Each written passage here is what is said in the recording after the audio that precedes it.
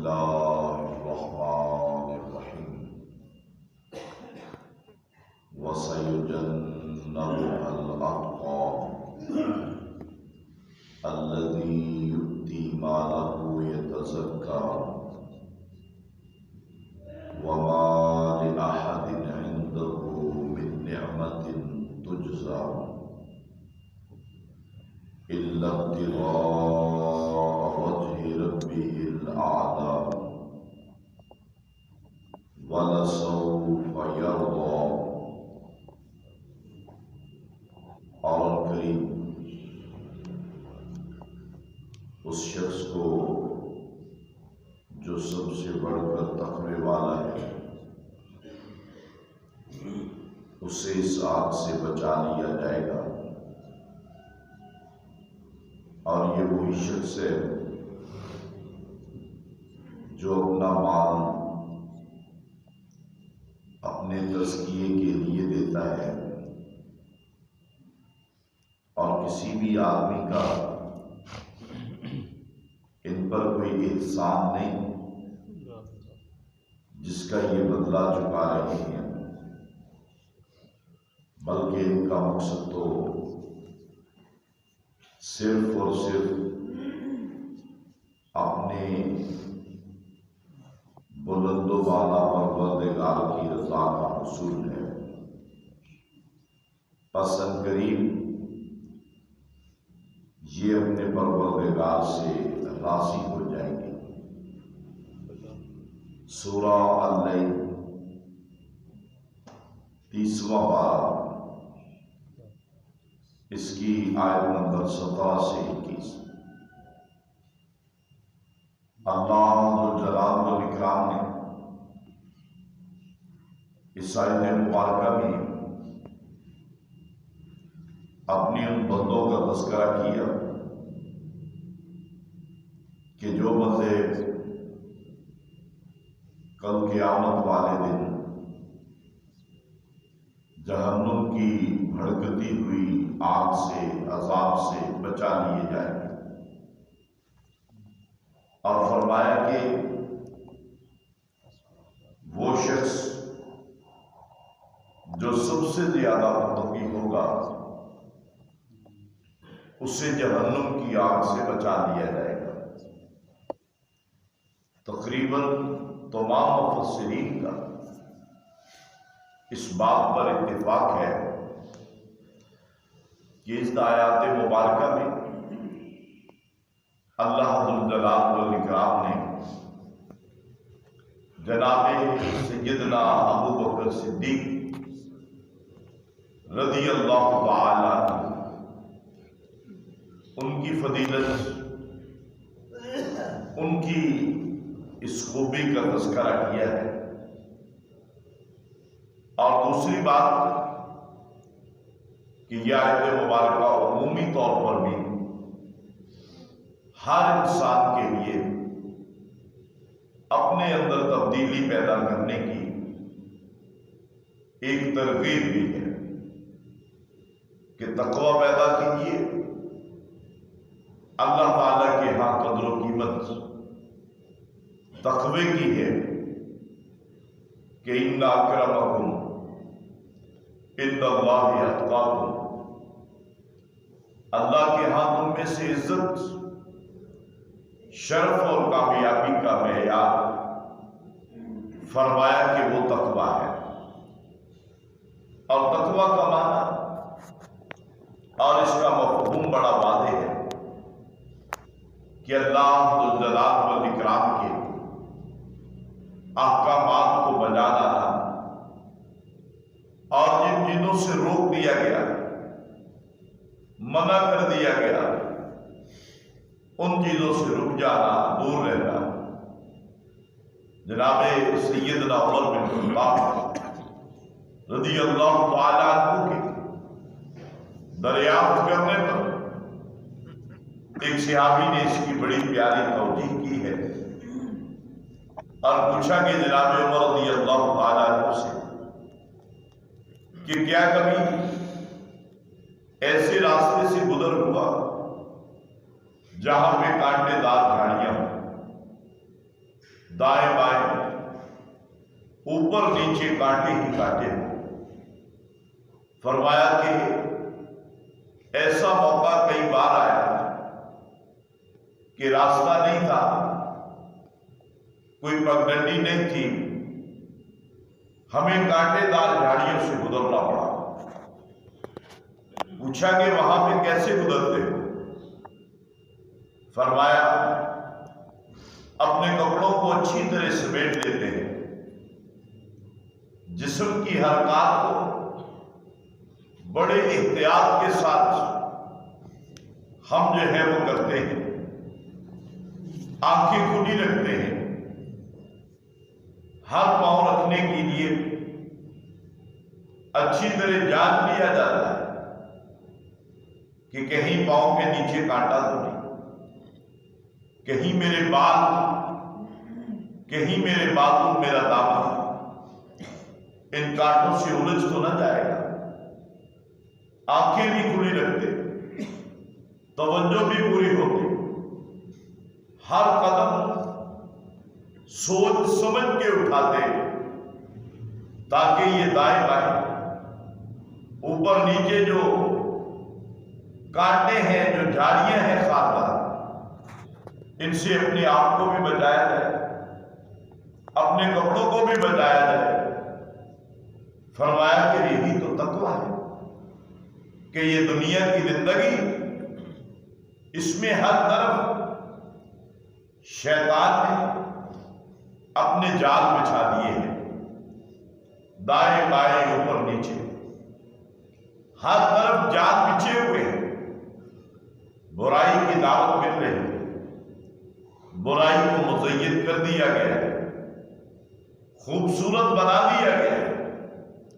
وہاں پہ تو کانٹے نظر آتے ہیں، لیکن دنیا کے اندر جتنی بھی برائیاں ہیں ان کو تو خوبصورت بنا دیا گیا ہے، لذیذ بنا دیا گیا ہے۔ انسان کے دل کی تمنا جوش میں آ جاتی ہے جب ان رنگینیوں کو دیکھتی ہے، جب ان دنیا کی نعمتوں کو دیکھتی ہے، جب اس گناہ والے امور کو دیکھتی ہے، تو اے امیر المومنین، دنیا کے اندر گناہوں سے، برائیوں سے اپنے آپ کو لپیٹ کے پوری طرح توجہ کے ساتھ گزر جانا، اسی کا نام تقویٰ ہے، یہی پرہیزگاری ہے۔ اسی آدمی کے دل کے اندر گویا کہ اللہ کا ڈر موجود ہے۔ اللہ پاک نے فرمایا الذی یؤتی مالہ یتزکیٰ، وہ شخص جو اپنا مال اپنے تزکیے کے لیے دیتا ہے۔ اللہ کے راستے میں خرچ کرنا مومن اور مسلمان آدمی کی فطرت ثانیہ ہونا چاہیے، کبھی بھی کنجوسی کی طرف ہاتھ نہیں جانا چاہیے، اللہ کے راستے میں خرچ کرتے رہنا چاہیے۔ لیکن فرمایا خرچ کرنے کے مقاصد میں سے بڑا مقصد یہی ہونا چاہیے تزکیہ، اپنا تزکیہ کرنا۔ فرمایا وما لأحد عندہ من نعمت تجزیٰ، اللہ کا یہ بندہ جو اللہ کے راستے میں بے درے خرچ کر رہا ہے، فرمایا اللہ پاک یہ نہیں کہ اس کے اوپر کسی کا کوئی احسان ہے، یہ اپنے ان احسانوں کا بدلہ چکا رہا ہے،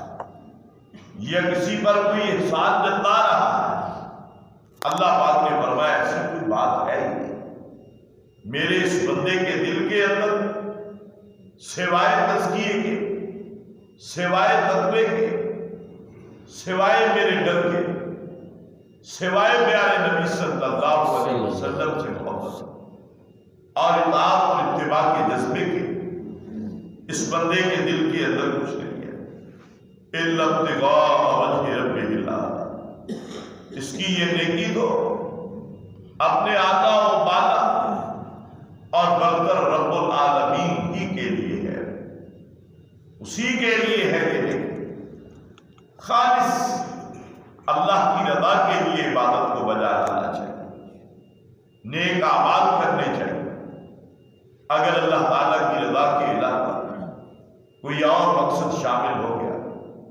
تو ظاہر بات ہے